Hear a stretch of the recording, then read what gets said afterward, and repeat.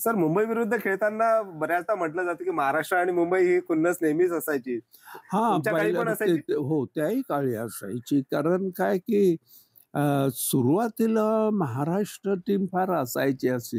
हं. देवधर, हो, मग तिकडं निंबाळकर, नंतर हजारे, हो. रांगणेकर पण खेळले महाराष्ट्रातर्फे. चांगली टीम असायची. बरोबर. सोनी वगैरे चांगली. तर तेव्हा महाराष्ट्र म्हणजे एक चांगल्यापैकी टीम समजली जायची. हं, हं. आणि मुंबईचे चांगले असायचे, विजय मर्चंट हो, वगैरे. हो. फार चांगली त्यांची ते. तेव्हा आता असं आहे की अ, क जवळच आहे बॉम्बे, अंतर पुणे, तर कमी आहे खूप. त्यामुळे चुरस असायची. हां. तर ते असायचं पहिल्यापासूनच एक प्रकारची काय म्हणतात त्याला चुरस. स्लेजिंग वगैरे पण व्हायचं तेव्हा? काय? स्लेजिंग वगैरे पण व्हायचं?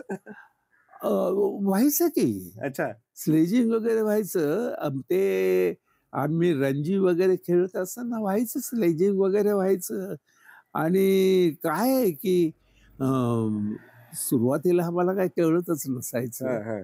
ते आमचं माझं म्हणजे लक्ष खेळावरच असायचं. हो, तर हो. स्लेजिंगला वगैरे काय बरोबर, बरोबर. विशेष महत्त्व दिलं नव्हतं, हां, पण व्हायचं हां. अगदी. तर मजा यायची. बरोबर. मुंबई विरुद्ध खेळताना आणि मग त्यांच्या विरुद्ध चांगलं खेळल्यानंतर बरं तुम्ही वाटायचं.